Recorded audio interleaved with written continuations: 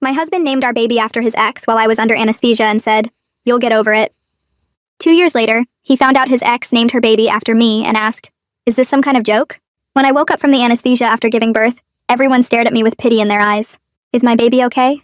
I asked, praying it wasn't a stillbirth. No one responded. My mother finally whispered, "The baby's fine." But her voice was wrong. Everything felt wrong. The nurse handed me my daughter, and the first thing I saw was the name bracelet. Jessica Marie. My stomach dropped. That was my husband's ex-girlfriend's name. What the hell is this? My voice didn't even sound like mine. My husband stood in the corner, studying his phone like it held the secrets of the universe. "Look at me. Look at me." When he finally did, his face was completely blank. "You'll get over it," he said. "It's just a name." I'd been in labor for 19 hours. I'd nearly bled out during my cesarean. And while doctors were saving my life, he was writing his ex's name on our daughter's birth certificate. My mother actually lunged at him. The nurses had to intervene. He left the room, and I didn't see him again for 3 days. 3 days of me sobbing every time I looked at my perfect baby girl, knowing she'd been branded with another woman's name like property. When I got home, I found the paperwork sitting on the table, mocking me. "Why?" I begged him to tell me. "It's a common name, honey. You're just being hormonal." I knew if I kept listening, I'd do something I'd regret. But I didn't understand. This was the same husband who taught me how to love again. The same one whose arms felt more like home than any house ever could. Either way, I filed for divorce that same day and moved back in with my parents. Started the legal process to change her name immediately. He fought me on everything except custody. Didn't even pretend to want our daughter. And 6 months into the divorce, everything made sense. His lawyer sent mine the wrong folder. Inside were text messages from the week I gave birth. Jessica had been blackmailing him. At his bachelor party, his best friend had sexually assaulted a waitress. My husband helped cover it up, paid her off, threatened her, and deleted security footage. Jessica had videos of him bragging about it. She wanted him to name our baby after her, or she'd release everything. I sat in that lawyer's office reading those texts, feeling like I was watching someone else's life. This man I'd loved, who I'd created a child with, chose protecting himself over everything. He could have faced the consequences, could have been a criminal behind bars. Instead, he let our daughter pay the price. I was crying into my mom's lap when I got the call. It was Jessica's lawyer. "She wants to meet you," she said, like she deserved my time. Every bone in my body wanted to say no. "Sure, send me a date and time that works," I responded. You see, I needed to look her in the eye. I needed to understand what kind of woman does this. We met at a Starbucks, and the first thing she said was, "I didn't think he'd actually do it." Her hands shook around her coffee cup. When I heard he really put my name on that birth certificate, I threw up. I realized if he could do that to his own baby, to you while you were literally unconscious from giving birth, what else was he capable of? She told me everything. How he'd slept with her throughout our engagement, how he'd promised to leave me, how she'd found out about the bachelor party assault from the victim herself, a friend of a friend. We talked for 4 hours and she even invited me over. We were just two girls who had been manipulated by the same pathological coward. We started texting after that. Not frequently, just checking in. Trauma bonding, my therapist called it. The day my daughter's name change was legally finalized to Elise Jasmine, he somehow found out immediately. "You vindictive witch," his text read. "Erasing Jessica from my daughter's name? I'll take you back to court." I forwarded it to Jessica. She sent me flowers that same day. "To new beginnings," the card read. A year after the divorce, Jessica sent me an ultrasound photo. "It's a girl," she wrote. "I've been thinking about names. I want to name her after someone who taught me what strength really looks like. Would you be okay if I named her Jasmine?" I actually laughed. Full, deep belly laughs. Then I wrote back, "I'd be honored." The week before she gave birth, he started texting us both. "I know you're planning something. This is coordinated harassment." Jessica and I would screenshot and compare his increasingly unhinged messages. He knew something was coming. And within 3 minutes of posting the birth announcement on her story, paired with the baby name, he was calling me. I almost didn't answer, but Jessica was sitting right next to me in her hospital bed.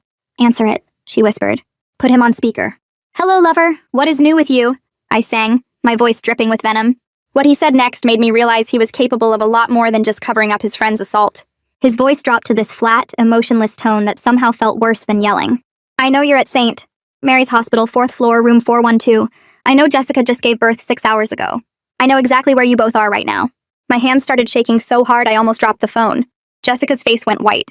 There was no way he could know those specific details unless he'd been following us or tracking our phones somehow. "Stay away from us," I managed to say, then hung up before he could respond. Jessica grabbed my arm. "How does he know where I am? I didn't tell anyone except my mom, and she wouldn't." Her voice trailed off as we both realized the horrible truth. He'd been watching us, tracking us, maybe for weeks or months. I hit the call button for the nurse, and when she came in, I asked for hospital security immediately. The nurse must have heard something in my voice because she didn't ask questions, just picked up the room phone and called. 2 security officers arrived within minutes. The older one, a guy with gray hair and kind eyes, listened carefully as Jessica and I explained everything.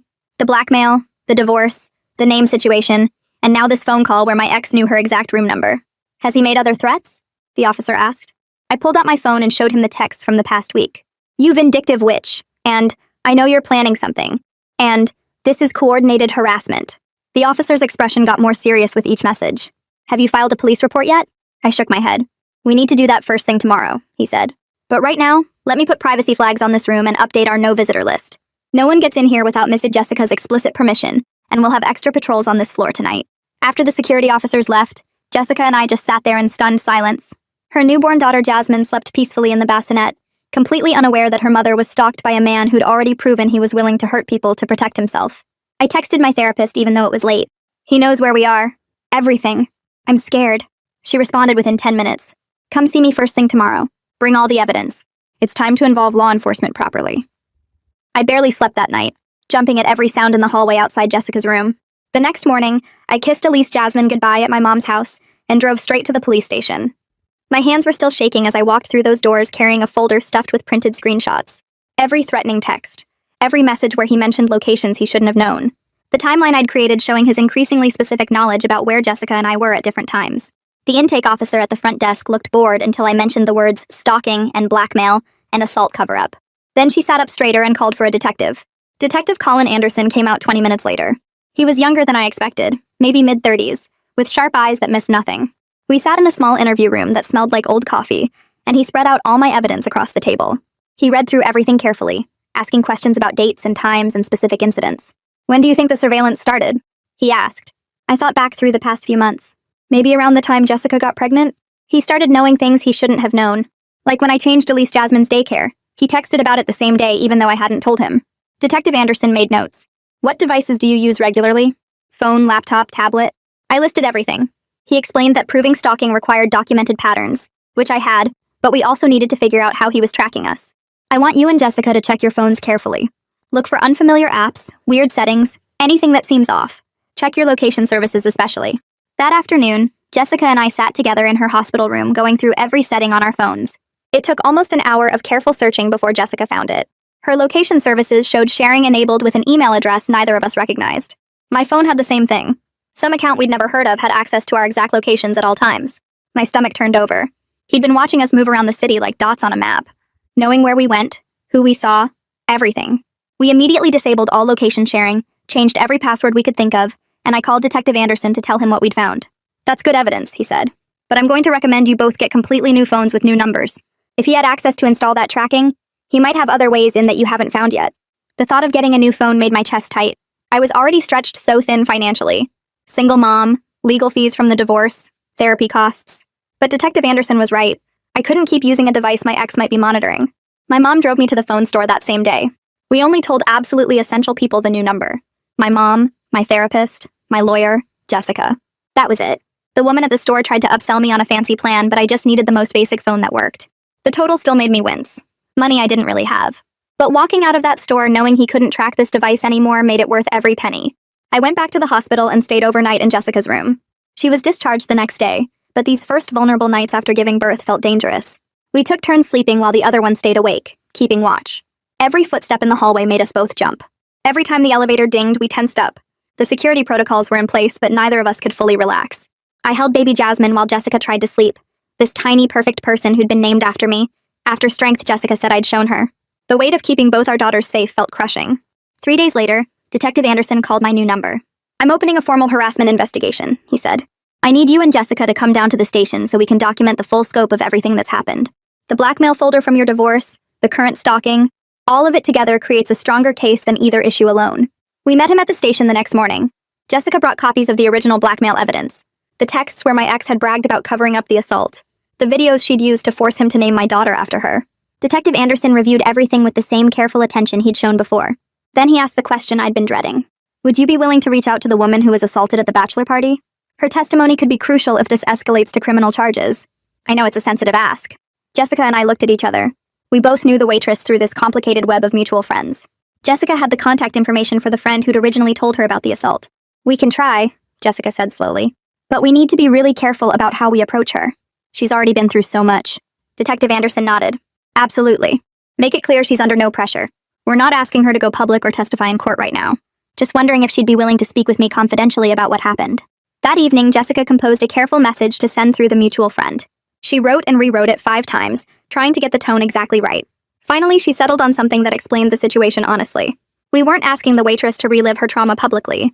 We just wanted to know if she'd be willing to talk confidentially with a detective about what my ex-husband had done. We emphasized over and over that she was under zero pressure, and we would completely understand if she said no. Jessica hit send and we both stared at her phone, waiting. The response came 2 days later through the same mutual friend. The waitress appreciated being asked respectfully instead of ambushed or pressured. She wasn't ready to engage with law enforcement right now, but she did confirm, off the record, that my ex-husband had personally handed her the cash payment, that he'd been the one to threaten her about keeping quiet, that he'd stood there and watched while his best friend deleted the security footage.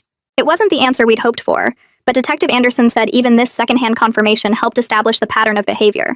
My ex wasn't just someone who made bad choices once.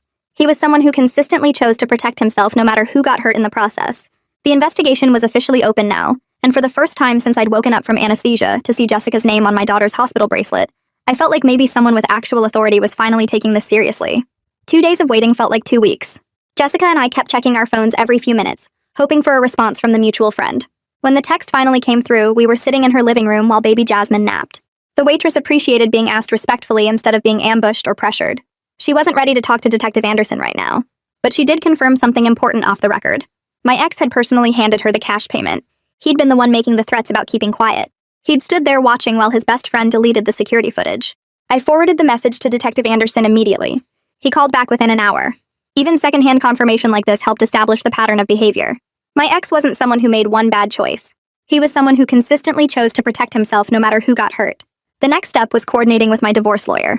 She'd been copied on all the police reports and had reviewed the stalking evidence with her own investigator.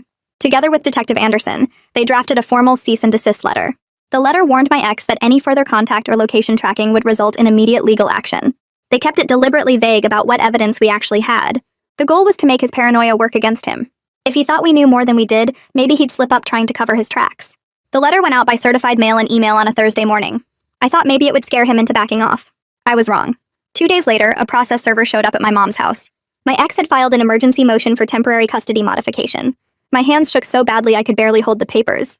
He was claiming I was experiencing a postpartum mental health crisis, that I was making erratic decisions that endangered our daughter. His lawyer had submitted cherry-picked text messages as proof. Messages where I'd mentioned feeling overwhelmed, where I'd said I was exhausted, where I'd admitted to my therapist that some days were really hard. They'd twisted every normal human emotion into evidence of instability. I couldn't breathe. The hearing was scheduled in just 3 weeks. 3 weeks for a judge to decide if I was fit to keep my daughter. What if the judge believed him? What if they looked at me and saw exactly what he wanted them to see?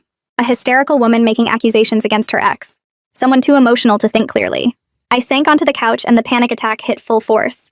My chest felt tight. My vision went spotty. I couldn't get enough air. My mom found me like that and immediately pulled me into her arms. She held me while I sobbed and hyperventilated. She didn't tell me to calm down or that everything would be okay. She just held me until the worst of it passed. Then she helped me make a practical plan. We needed to document everything. Gather character witnesses who could speak to my parenting. Get a letter from my therapist explaining what was really going on. My mom made a list while I tried to stop shaking. First priority was the therapist letter. I called and explained the situation. She had an opening the next morning and told me to bring all the court documents. The appointment felt surreal. I sat in her familiar office and watched her read through my ex's twisted version of our conversations. Her face got harder with each page. When she finished, she looked at me with something close to anger. Not at me. At him. She started typing immediately. The letter she wrote explained that my emotional responses were completely normal reactions to betrayal and blackmail revelation and ongoing harassment, not signs of mental instability. She emphasized that seeking therapy and building support systems demonstrated healthy coping, not crisis. That recognizing when I felt overwhelmed and reaching out for help showed good judgment. That protecting my daughter from a man who'd proven himself dangerous was rational, not erratic. She printed 3 copies and signed them all. Told me to give one to my lawyer and keep the others for my records. Jessica called that same afternoon. She'd heard about the custody motion through the legal grapevine. Before I could even ask, she offered to testify. About his controlling behavior. About the stalking incidents. About everything she'd witnessed. She was barely 2 weeks postpartum and still recovering from her own delivery. But she was willing to stand with me despite her own vulnerability. I cried with gratitude right there on the phone. Having her support meant more than I could express. But I also knew we needed more than just our testimony. We needed someone with a bigger platform to understand what was happening. I'd been following an investigative reporter named Judy Rice for months. She'd covered similar stories about men using family court to continue abuse after separation. Stories about how the system failed to recognize patterns of coercive control. I found her contact information on her website and sent a careful email. Explained the basics of my situation and asked if she'd be willing to meet. She responded within hours. Said she'd meet me for coffee to hear my story. But she was upfront that publication decisions depended on corroboration and legal vetting. We met at a quiet coffee shop on a Tuesday morning. Judy was younger than I expected. Maybe mid-30s with sharp eyes and a notebook already open. I walked her through the entire timeline. Waking up from anesthesia to see Jessica's name on my daughter's hospital bracelet. The divorce and name change battle. Finding out about the blackmail 6 months later. Meeting Jessica and building our unlikely friendship. The stalking that started after Jessica named her baby after me. The current custody fight and my ex's escalating behavior. Judy took careful notes and asked smart questions. What documentation did I have? Was I prepared for potential backlash if this went public? Had I considered how this might affect the custody case? I'd brought copies of everything. The original blackmail folder, screenshots of threatening texts, police reports, the tracking device evidence. She reviewed it all methodically. Then she explained how she'd approach the story. She'd want to publish without using real names to protect everyone involved. Focus on the pattern of coercive control rather than individual details. But she warned me that even anonymized stories sometimes got identified by people close to the situation. I needed to think carefully about the risks. Going public might help other women recognize similar patterns, but it might also make my ex more dangerous. Might give him ammunition to use against me in court. I sat with those competing concerns for a long moment. Then I made my decision. I'd share everything with Judy under one condition. She had to run it all past her legal team before publication. Make sure we weren't creating problems for the criminal investigation or the custody case. Judy agreed immediately. Said she'd need a few weeks to verify details and reach out to other sources who might corroborate the broader pattern. She couldn't promise publication, but she'd do her best to tell the story responsibly. We shook hands in that coffee shop and I felt something shift. This wasn't just about my personal battle anymore. It was about shining light on a system that let men like my ex manipulate and control even after separation. About making sure other women knew they weren't alone or crazy. That what was happening to them had a name and a pattern. I drove home feeling more determined than scared for the first time in weeks. That determination lasted exactly until I got home and checked my calendar. The custody hearing was in 2 weeks. My mom had already requested that day off work 3 times and gotten denied each time because 2 other people in her department were out on medical leave. I couldn't bring Elise Jasmine to court.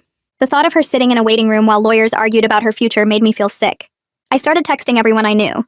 The first 5 people either had work conflicts or their own childcare issues.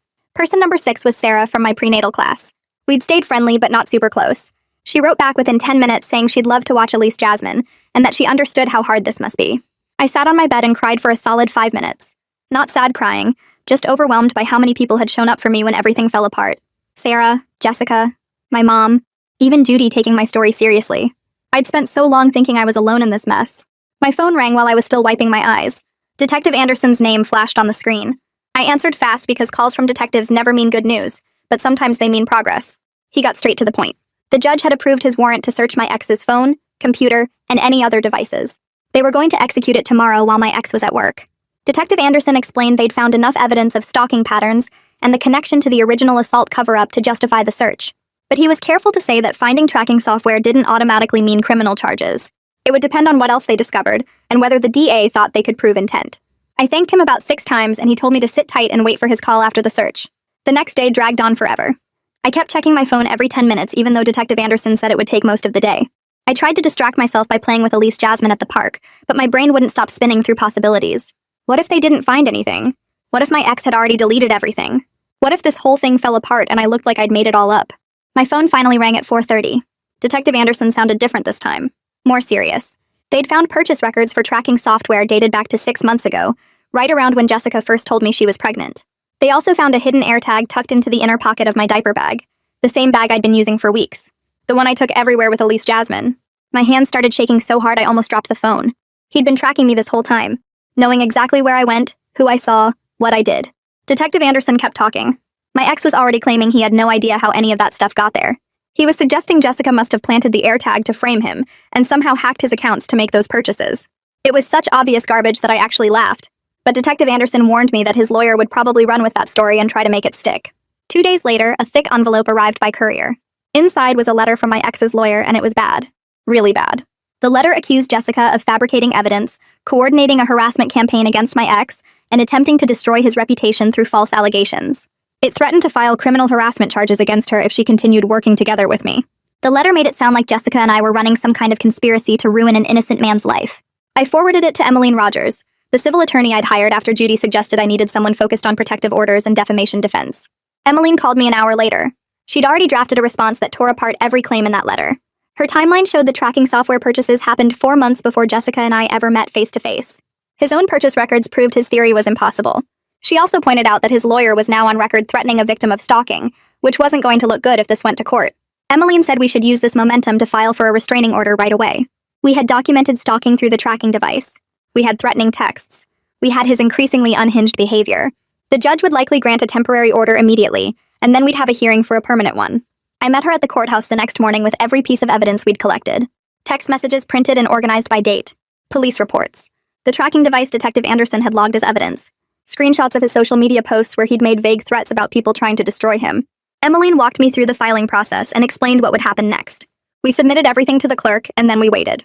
3 hours later, the judge signed the temporary restraining order. It required my ex to stay at least 500 feet away from me, Jessica, and both our daughters. No contact through any means. No showing up at places he knew we'd be. Violation meant immediate arrest. I called Jessica from the courthouse steps. She cried when I told her. Relief crying. The kind that comes when you've been holding your breath for so long you forgot what normal breathing felt like. We were both on that order now. Both protected.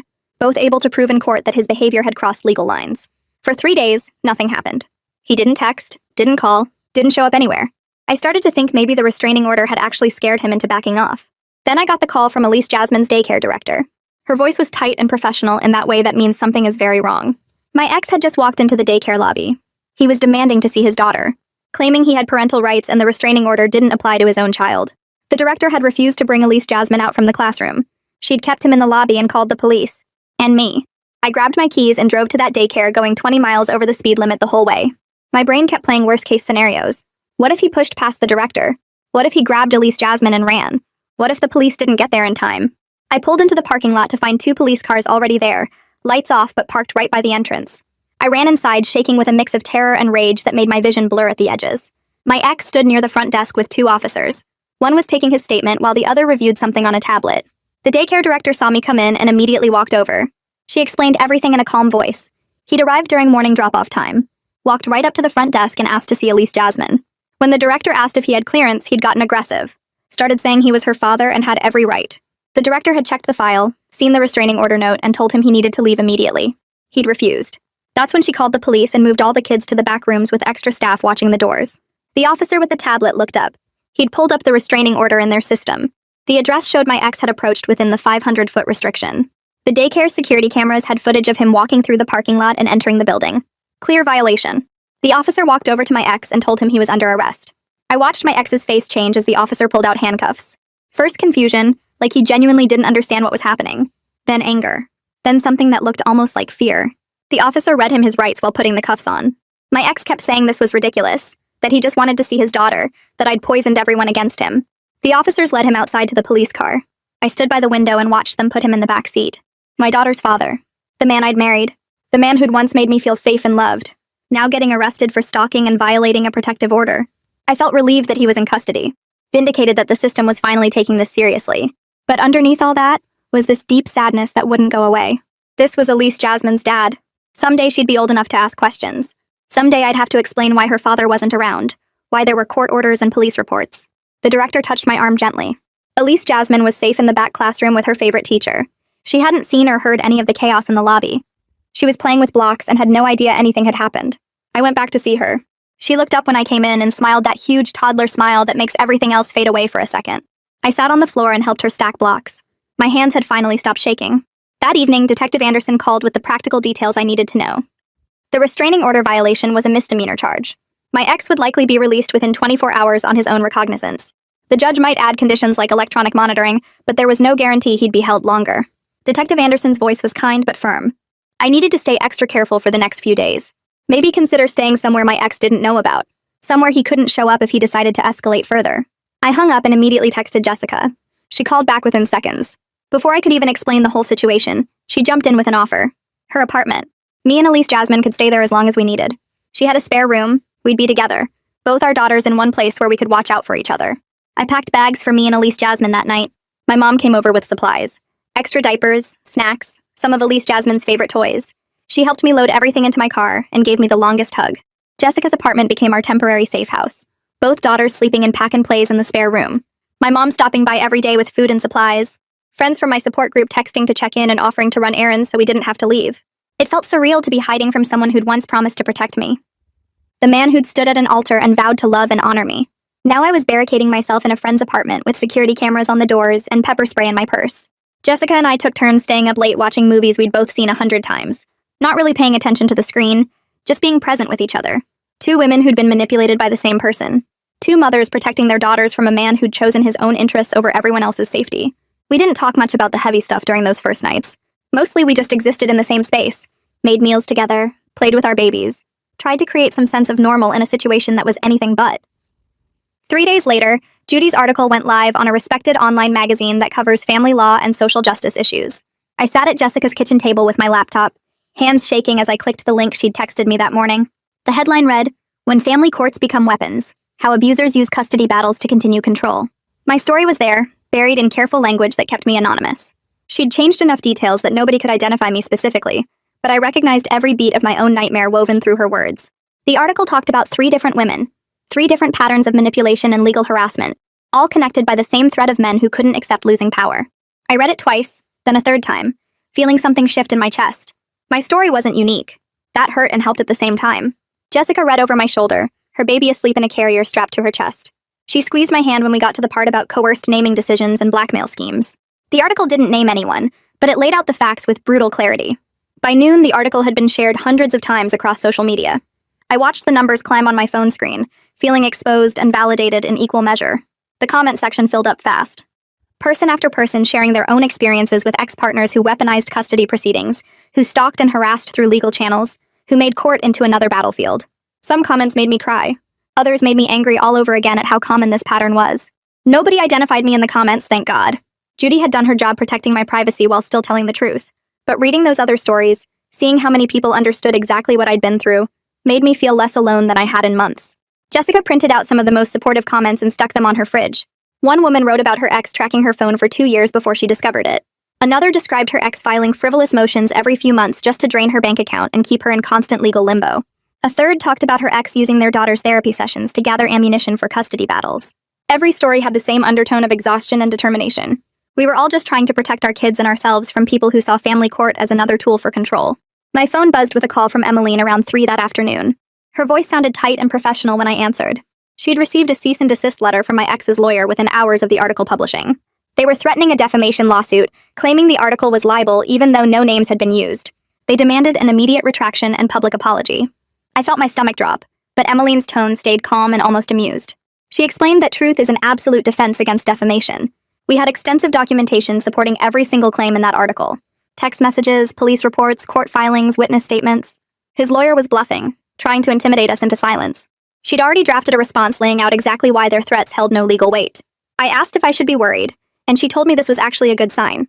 It meant the article had hit close enough to home that he felt threatened. People who have nothing to hide don't send cease and desist letters over anonymous articles. His reaction was basically confirming everything Judy had written. The custody modification hearing happened the following week. I walked into that courtroom carrying a 3-inch binder stuffed with evidence. My therapist's letter sat on top, followed by character witness statements from my mom, 2 friends, and the daycare director. The police report from the restraining order violation took up an entire section. Screenshots of threatening texts filled page after page. Emmeline had organized everything with colored tabs and a table of contents. My ex sat across the room with his lawyer, both of them looking furious and cornered. He wouldn't meet my eyes. His lawyer kept shuffling papers and whispering to him with increasing urgency. I watched them and felt a strange calm settle over me. I had the truth on my side. I had documentation. I had witnesses. The judge entered and we all stood. She was a woman in her 50s with reading glasses on a chain and a no-nonsense expression. She took her seat and immediately started reviewing the submitted evidence before even calling the hearing to order. The silence stretched out while she read through page after page of my binder. I watched her face for any reaction, but she kept her expression neutral and focused. After what felt like hours but was probably 20 minutes, she looked up and started asking questions. She wanted to know about the stalking allegations. When had I first noticed the tracking? What evidence did I have? How had law enforcement responded? I answered each question as clearly as I could, referring to specific documents in the binder. She asked about the circumstances around my daughter's naming. I explained the blackmail situation, the assault cover-up, the way he'd used our baby as a bargaining chip. His lawyer tried to interrupt, tried to redirect focus to my supposed mental instability. He started talking about how I was clearly experiencing some kind of postpartum crisis, making erratic decisions, possibly delusional. The judge cut him off mid-sentence. She looked at him over her glasses and said that seeking therapy demonstrates responsibility, not crisis. She noted that my therapist's letter specifically addressed my mental health and found me to be coping appropriately with extraordinary circumstances. His lawyer's face went red, but he sat back down. The judge continued reviewing evidence, asking more pointed questions about the restraining order violation and the tracking device found in my diaper bag. She asked my ex directly why he'd gone to the daycare when he knew about the temporary restraining order. He stammered something about just wanting to see his daughter, about having rights as a father. The judge's expression didn't change, but something shifted in the air. After hearing testimony from both sides, she announced her ruling. Modified custody arrangement, supervised visitation only, at an approved facility with a trained monitor present. She cited serious concerns about his pattern of harassment and the recent restraining order violation. She noted that his behavior demonstrated a concerning disregard for court orders and my safety. My legs almost gave out when she said it. I grabbed the table edge to steady myself. Emmeline put a hand on my shoulder. Across the room, my ex's face had gone completely white. But the judge wasn't done. She extended the restraining order for a full year and warned him that any further violations would result in immediate jail time and potential termination of parental rights. Her voice was sharp and clear. She said she'd seen too many cases where harassment escalated after initial court orders. She was not going to let that pattern continue here. His face went from white to gray. For the first time since this whole nightmare started, he looked like he finally understood that his actions had real consequences, that he couldn't manipulate or threaten his way out of this, that the system was actually going to hold him accountable. Walking out of that courthouse felt like surfacing after being underwater too long. The sunlight seemed brighter. The air felt cleaner. I could breathe fully for the first time in months. I knew this wasn't over. He'd probably keep fighting through whatever channels he could find, but I'd won this round. At least Jasmine was safe. I was safe. The court had seen through his manipulation. Jessica met me on the courthouse steps with baby Jasmine strapped to her chest. We didn't say anything, just held each other for a long moment while people walked around us. Two women who'd survived the same predator, standing together in the sunlight outside a courthouse that had finally protected us instead of enabling him. Emmeline joined us a few minutes later with news about the threatened defamation lawsuit. She'd filed an anti-slap motion to dismiss it, arguing that the article addressed matters of public concern and that my ex couldn't prove any of the statements were false. She was confident the motion would succeed, but she warned me that legal fees were adding up quickly. The restraining order violation, the custody modification, now this anti-slap motion. My retainer was almost gone and we'd need to replenish it soon. I nodded, already doing the math in my head. That night, after putting Elise Jasmine to bed, I opened my laptop and started looking for freelance work. Graphic design projects, content writing gigs, anything I could do in the evenings that would bring in extra money. My mom had already offered to help with childcare, so I could take on more projects. I sent out a dozen applications before midnight, tailoring my portfolio to each one. The financial strain was exhausting. I was already stretched thin between childcare costs and basic living expenses. Adding legal fees on top felt impossible, but I reminded myself that safety and stability were worth the temporary struggle, worth the late nights and the stress and the constant juggling. Elise Jasmine deserved a mother who fought for her protection, no matter what it cost. 2 days later, Jessica texted me about a support group she'd found for women dealing with controlling ex-partners. She said it met Thursday evenings at a community center downtown and asked if I wanted to come with her just once to see what it was like. I almost said no because the idea of sitting in a circle sharing my story with strangers made my stomach hurt, but something about her asking made me feel like maybe I should try it, so I texted back that I'd go. Thursday came faster than I expected, and my mom agreed to watch Elise Jasmine for the evening. I drove to the community center and found Jessica waiting outside the building, holding baby Jasmine in a carrier against her chest. We walked in together and followed signs to a small room where about 8 women sat in folding chairs arranged in a circle. The facilitator welcomed us and explained that everything shared stayed in the room, and nobody had to talk if they didn't want to. One by one, women started sharing their stories, and I couldn't believe how similar they all sounded to mine. Different details, different names, but the same patterns of control and manipulation and using the legal system to keep hurting us. When it was my turn, I told them about the name on the birth certificate and the blackmail and the stalking and the restraining order violations. Nobody looked shocked or disbelieving. They just nodded like they understood completely, because they'd lived versions of the same nightmare. After the meeting ended, 3 women came up to me and gave me their phone numbers, saying to call anytime I needed to talk or felt unsafe. Driving home that night, I felt less alone than I had in months, like maybe I wasn't crazy for being so scared and vigilant all the time. The next morning, Detective Anderson called while I was making breakfast for Elise Jasmine. He said the district attorney had finished reviewing all the evidence about the bachelor party assault and the cover-up. My heart started racing because I thought maybe they were finally going to charge him with something real. But then Detective Anderson explained that the statute of limitations had run out on the original assault, meaning they couldn't prosecute that crime anymore because too much time had passed. I felt my chest tighten with disappointment until he said they were focusing on obstruction of justice charges instead. He explained that destroying the security footage and threatening the waitress to keep quiet were separate crimes with longer time limits. It wasn't the full accountability I wanted, but it was something. He said the DA was still deciding whether to file charges and would let us know within the next few weeks. I thanked him and hung up, then sat at the kitchen table feeling this weird mix of hope and frustration. 3 days later, Detective Anderson called again with news that completely surprised me. The waitress who'd been assaulted at the bachelor party had reached out to him directly after seeing Judy's article online. She said reading about other women speaking up made her realize she was ready to give a formal statement now. Detective Anderson met with her that same afternoon, and she told him everything about the assault, the payment my ex personally handed her, and the threats he made about ruining her life if she went to the police. She even had text messages from the friend who'd connected her with Jessica years ago, messages that mentioned my ex by name and described what he'd done. Detective Anderson said her testimony was exactly the kind of corroboration they needed to make the obstruction case stronger. He sounded more confident than before that the DA would move forward with charges. I called Jessica right away to tell her, and we both cried on the phone. Not sad crying, but this overwhelming relief that maybe justice was actually going to happen. 6 weeks after Emmeline filed the anti-SLAPP motion, the hearing date finally arrived. I took the morning off from my freelance work and met Emmeline at the courthouse. She'd warned me that these hearings were usually quick and technical, mostly lawyers arguing about legal standards. We sat in the courtroom, and I watched my ex's lawyer stand up and try to argue that Judy's article was defamatory and caused his client reputational harm.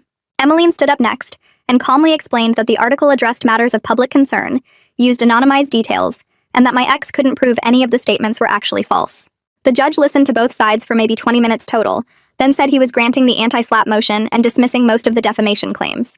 He also ordered my ex to pay a portion of my legal fees as punishment for filing a baseless lawsuit meant to silence me. It wasn't a complete victory because one small claim survived for technical reasons, but Emmeline said that claim would get dismissed too once we provided more documentation. Walking out of that courthouse, I felt lighter than I had in weeks. 2 days after the hearing, Emmeline called with more news. Someone had anonymously forwarded Judy's article and copies of the court documents to my ex's employer. She didn't know who did it, and warned me not to ask too many questions about the source. His employer had placed him on administrative leave while they conducted an internal investigation into whether his behavior violated company ethics policies. Emmeline cautioned me not to celebrate too openly on social media or in texts because retaliation was still possible, and we didn't want to give him ammunition. But alone in my apartment that night after putting Elise Jasmine to bed, I let myself feel a moment of quiet satisfaction that his actions were finally catching up to him in ways that actually mattered. The following Tuesday was the first supervised visitation at an approved facility downtown. I drove Elise Jasmine there, and my stomach was in knots the entire way. The supervisor met us in the lobby and explained that I'd wait in a separate room while the visit happened, and she'd come get me when the 2 hours were up. I sat in that waiting room trying to read a magazine, but mostly just watching the clock and imagining what was happening in the other room. When the supervisor finally came to get me, she walked me to her office first before bringing out Elise Jasmine. She said the visit had gone fine, but that he seemed really uncomfortable and awkward with basic childcare stuff. He'd barely engaged with Elise Jasmine beyond surface-level play, mostly just sitting there while she played with toys by herself. The supervisor said she'd seen this pattern before with parents who didn't actually want custody, but were fighting for it anyway out of spite or control. Hearing that made me sad for Elise Jasmine, even though it also validated my instinct that he'd never really wanted to be her father. After that first visitation, Jessica and I started developing a careful routine for staying safe. We checked in with each other every morning and every night through text. We shared our locations with each other using a secure app that would alert us if either of us went somewhere unexpected. We kept detailed logs of every concerning incident, every weird text, every time we saw his car somewhere it shouldn't be. It was exhausting to live with this level of constant vigilance and documentation. Some days I just wanted to be normal and not have to think about safety protocols and evidence collection. But we both knew it was necessary because men like him didn't just give up when they lost in court. During my next therapy session, I told my therapist about the obstruction charges the DA was considering. She asked how I felt about my ex potentially going to jail, and I started crying because I didn't know how to answer. Part of me wanted him to face real consequences for everything he'd done, but another part of me felt sad about the total destruction of what I'd thought our family would be. My therapist said it was okay to feel both things at the same time, that grief and anger could exist together in the same space. She reminded me that wanting accountability didn't make me vindictive, and feeling sad didn't mean I was weak. It just meant I was human and processing a really complicated situation. 2 weeks later, Detective Anderson called with the news I'd been waiting for. The district attorney had decided to file obstruction of justice charges related to destroying the security footage and intimidating the waitress into silence. The assault itself was beyond the statute of limitations like he'd warned, so those charges weren't possible. It wasn't the full accountability I'd wanted, but it was more than I'd expected given all the legal constraints. Detective Anderson said the arraignment would happen within the next month, and I might be called as a witness if the case went to trial. Around the same time, Judy published a follow-up article about the challenges survivors face when trying to prove digital stalking and coercive control in family court. She used updated details from my case with my permission, focusing on how the legal system struggles to keep up with technology that abusers use to track and harass. This article was less about individual stories and more about policy recommendations and systemic changes that needed to happen. She interviewed several family law attorneys and domestic violence advocates who all said the same thing, that courts were failing survivors because judges didn't understand how modern abuse worked. Reading that article made me feel like maybe something good could come from all this pain. Like maybe my story could help change things for other women dealing with the same nightmare. The emails started flooding in the next morning. I woke up to 17 new messages from lawyers and advocates I'd never heard of, all offering free consultations or connections to support groups in my area. One family law attorney in the next county over wrote that she'd been fighting these exact battles for years and wanted to share resources about documenting digital abuse for court. A domestic violence prevention organization invited me to speak at their next training session for court advocates. I sat at my mom's kitchen table reading through each message, feeling weird about how many strangers suddenly cared about my situation. Part of me wanted to ignore them all and just focus on getting through each day with Elise Jasmine.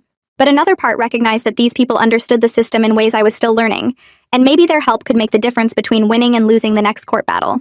I forwarded the most relevant contacts to Emmeline so she could vet them and figure out which connections might actually be useful. She called me that afternoon to say the DA's office had reached out with news about my ex's case. He was trying to negotiate a plea deal through his criminal attorney, offering to plead guilty to reduce charges if it meant avoiding jail time completely. The DA wanted my input on whether I'd support a plea agreement or if I wanted to push for a trial. My stomach twisted at the thought of having to make this decision. A trial meant reliving everything in public testimony, meant facing him across a courtroom while lawyers picked apart every detail of our relationship.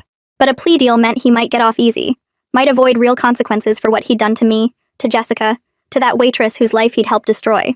I scheduled meetings with both Emmeline and my therapist to talk through the options before giving the DA my answer. Emmeline laid out the practical considerations in her office 2 days later, explaining that trials were unpredictable and expensive, that juries sometimes sympathized with defendants who seemed remorseful, that the evidence we had was strong, but not guaranteed to result in the maximum sentence. My therapist helped me work through the emotional side that same week, asking what outcome would actually help me feel safe and move forward. After 3 sessions of talking in circles, I finally knew what I needed. I called the DA's office and told them I'd support a plea deal only if it included mandatory counseling, strict probation terms, and a formal admission of wrongdoing in open court. I didn't want him claiming later that he'd been falsely accused or railroaded by some conspiracy between me and Jessica. I needed him to stand up in front of a judge and admit what he'd done. The plea negotiations dragged on for weeks after that while I tried to maintain some kind of normal routine with Elise Jasmine.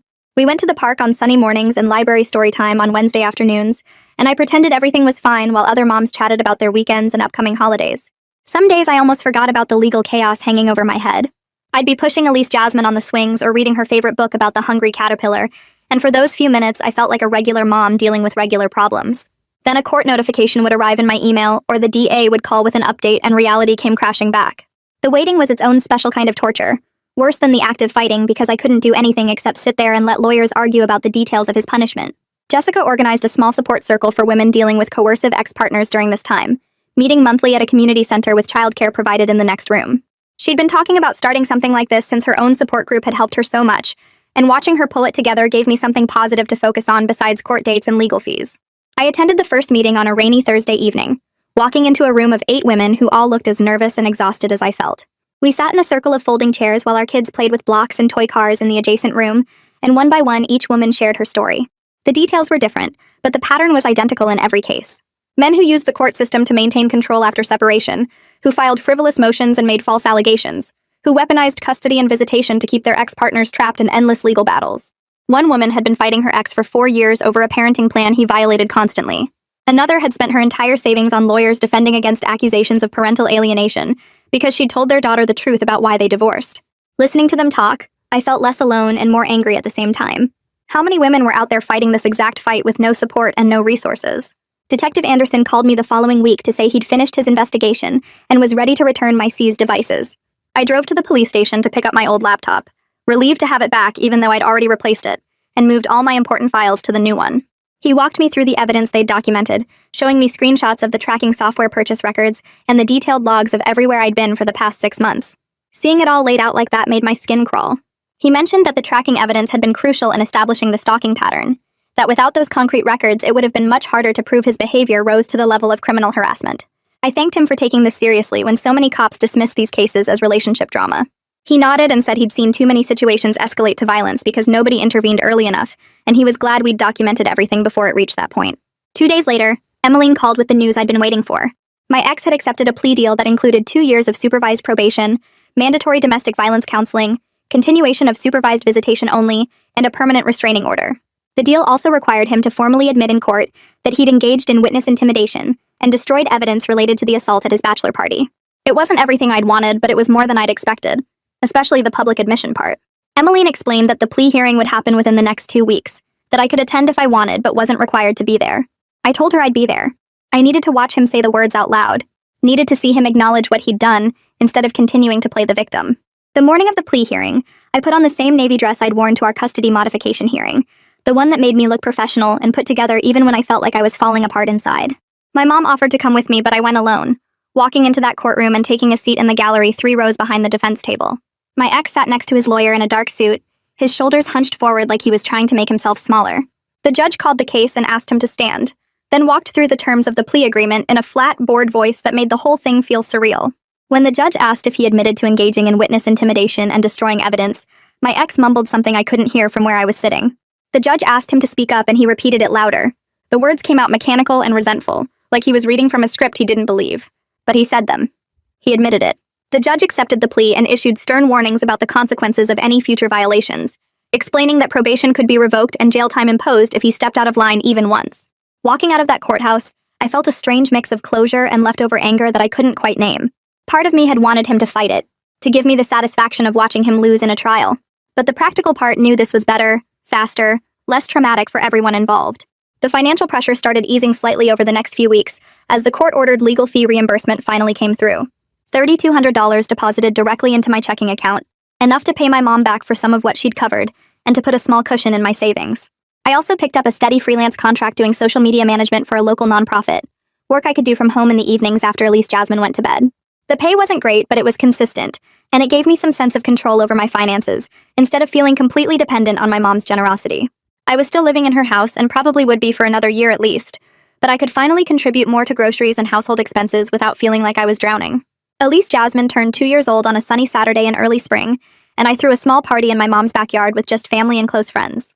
I'd deliberately not informed my ex, even though he technically had a right to know about major events like birthdays. The supervised visitation supervisor agreed to tell him afterward and send photos, maintaining appropriate boundaries without completely cutting him out of the loop. We had a princess-themed cake and too many presents, and Elise Jasmine ran around the yard in her new sparkly shoes, completely unaware of all the legal battles that had been fought over her name and her safety. Watching her blow out her candles with Jessica's help while baby Jasmine slept in a carrier on Jessica's chest, I felt grateful for how far we'd come from that hospital room 2 years ago. The road had been brutal and expensive and traumatic in ways I was still processing, but we'd survived it, built something stable and safe from the wreckage, and that had to count for something. A few months later, Jessica texted me that Jasmine had just turned 6 months old and asked if we wanted to meet at the park near her apartment. I packed up Elise Jasmine's snacks and toys, and we drove over on a Saturday morning when the weather was perfect. The park had a toddler area with soft rubber ground and low equipment, and our daughters mostly ignored each other in that way little kids do, playing side by side but not really together. Elise Jasmine kept bringing me dandelions she'd picked, and Jasmine sat in Jessica's lap chewing on a teething ring and watching everything with wide eyes. We sat on a bench in the shade while the girls played, and I found myself thinking about how strange it was that something good had come from all the terrible things that happened. Not that I was grateful for the trauma, but I was grateful for Jessica being in my life now, for our daughters growing up knowing each other, for having someone who understood what I'd been through without me having to explain it. The supervised visitation reports started arriving by email every 2 weeks, and I'd read them in my car before going into my mom's house because I didn't want her to see my face while I processed them. The supervisor's notes were always professional but clear. He showed up late 3 times in a row. He spent most of the visit on his phone while Elise Jasmine played alone. He didn't know how to change her diaper properly and had to ask for help. He seemed uncomfortable when she cried and didn't attempt to comfort her. He left 15 minutes early claiming a work emergency. Reading these reports gave me this complicated feeling I couldn't quite name, like vindication mixed with sadness mixed with relief. The Guardian ad litem called me in early April to discuss her observations and recommendations. She'd been reviewing all the visitation reports and had attended 2 of the supervised sessions herself to observe the interactions directly. She explained that Elise Jasmine showed no signs of attachment to him, didn't seek him out for comfort, and seemed more interested in the toys at the facility than in spending time with her father. Based on her professional assessment, she was recommending to the court that visits be reduced from twice monthly to once monthly, and that we reassess in 6 months to see if even that schedule was beneficial for my daughter. I thanked her and hung up, feeling like I could breathe a little easier. The court hearing for the schedule modification happened on a Wednesday morning, and I took off work to attend even though my presence wasn't technically required. I sat in the back of the courtroom while the lawyers presented the Guardian's recommendation and the visitation reports to the judge. He barely put up a fight through his attorney, just a weak argument about wanting to maintain his parental connection. The judge reviewed the documentation, asked a few questions, and approved the reduced schedule without much deliberation. Walking out of that courthouse, I felt guilty about how relieved I was, like I should want my daughter to have a relationship with her father, even if he was terrible. That afternoon, I had my regular therapy appointment, and I admitted these feelings to my therapist. She reminded me that prioritizing Elise Jasmine's stability and my own mental health wasn't selfish, that children don't benefit from forced relationships with parents who can't meet their emotional needs, and that my relief was a healthy response to having less disruption and stress in our lives. I started browsing apartment listings online in the evenings after Elise Jasmine went to bed, just looking at what might be possible on my current income. My mom kept insisting there was no rush, that we could stay as long as we needed, but I felt ready to have my own space again. I wanted Elise Jasmine to have her own room, wanted to be able to make my own decisions about what we ate for dinner and when we did laundry. I found a few places that might work and started scheduling viewings for the weekends.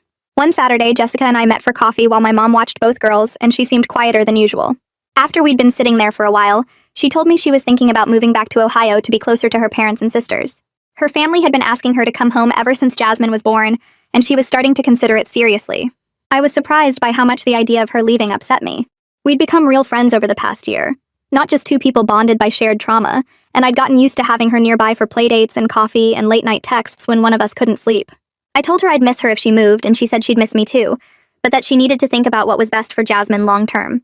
The civil lawsuit filed by the waitress against my ex and his best friend moved into the discovery phase, and both Jessica and I received requests from her attorney for sworn declarations supporting her case. I spent an evening writing out everything I knew about the bachelor party assault, the cover-up, the blackmail, all of it documented with dates and details. Jessica did the same. We submitted our declarations through our respective attorneys, and it felt good to contribute something concrete to her pursuit of justice, even though our own legal battles were mostly finished. A week later, Emmeline called to tell me that my ex's employer had completed their internal investigation and terminated his employment based on the criminal conviction and violation of company ethics policies. She warned me that losing his job might make him more desperate and unpredictable, so we needed to maintain all our safety precautions. I checked that my security system was armed every night, kept my phone charged and nearby at all times, and made sure the daycare had updated photos and information about the restraining order. In late May, Emmeline forwarded me a message that had come through his lawyer. He was offering to voluntarily terminate his parental rights in exchange for me agreeing to drop the permanent restraining order and stop interfering with his attempts to rebuild his reputation. I read it twice, feeling anger build in my chest at the manipulation of it. He wanted to abandon his daughter officially, but also wanted me to make myself vulnerable to him again and help him pretend he was the victim in all this. Emmeline and I got on the phone within an hour, and I told her to reject the offer immediately. I wasn't interested in any deal that required me to compromise my safety or help him rehabilitate his image. She sent a formal rejection that same day. I finally found an apartment I could afford in early June, a modest 2-bedroom place about 20 minutes from my mom's house. The rent was manageable with my current income, and it had good reviews about security and maintenance. I signed the lease feeling both excited and scared about this step toward real independence. Moving day was exhausting but good. My mom took the day off work to help, and Jessica drove over with Jasmine to bring housewarming gifts, including a top-of-the-line security system she'd researched and ordered specifically for my new place. We spent the afternoon unpacking boxes and setting up furniture, while the girls played with the empty boxes and packing paper. By evening, the apartment actually looked like a home, and I felt proud of what I'd built for me and Elise Jasmine. The restraining order came up for renewal in July, and both Jessica and I had to appear in court to request extensions. We sat together in the courtroom waiting for our cases to be called, and I felt calmer having her there beside me. When my turn came, I presented the documentation of his continued attempts to contact me through third parties, the violations of boundaries, and the ongoing concerns about his stability after losing his job. The judge reviewed everything and granted the extension without hesitation, noting the clear pattern of violations and the legitimate concerns about potential escalation. Jessica's hearing went the same way. Her restraining order extended for another year based on similar patterns of harassment and boundary violations. 6 months after the plea deal, the counseling facilitator sent over his completion report, and I read through it with Emmeline on a video call. The report noted that he attended all required sessions, but showed minimal engagement with the material, and demonstrated little to no insight into his own behavior patterns. The facilitator's professional opinion was that he completed the program because it was court-ordered, not because he actually wanted to change anything about himself. Emmeline explained that this kind of report wouldn't help him if he tried to modify the custody arrangement again, and the supervised visitation would continue exactly as it was. I hung up the phone and sat there for a minute, letting it sink in that he would probably never be a real father to Elise Jasmine. The supervised visitation reports kept showing the same pattern every month, him sitting there looking uncomfortable while she played, barely interacting beyond the most basic level. I'd spent so much energy being angry about what he did and scared about what he might do, but now I just felt tired and ready to accept that this was how things were going to be. He wasn't going to have some big realization or suddenly become the dad she deserved. And that was sad, but it wasn't my problem to fix anymore. On an ordinary Tuesday evening in my own kitchen, I'm browning ground beef for tacos, while Elise Jasmine sits on the living room floor building towers with her wooden blocks. She knocks one over and giggles, then starts stacking them again with that serious concentration toddlers get when they're focused on something. The apartment smells like cumin and garlic, and I can hear my neighbor's TV through the wall playing some game show. This is it, I think. Stirring the meat and watching my daughter play. This boring, peaceful, unremarkable Tuesday evening is what I fought for through all those court dates and police reports and legal fees. The hypervigilance is still there sometimes. That quick spike of fear when I hear unexpected footsteps in the hallway, or when my phone buzzes with an unknown number. The legal battles left marks that probably won't ever completely fade, and I still check the locks twice before bed and keep my phone charged at all times. But we have this now. This simple routine where the biggest drama is whether she'll actually eat her vegetables at dinner, and that's enough. It has to be enough, and somehow it actually is.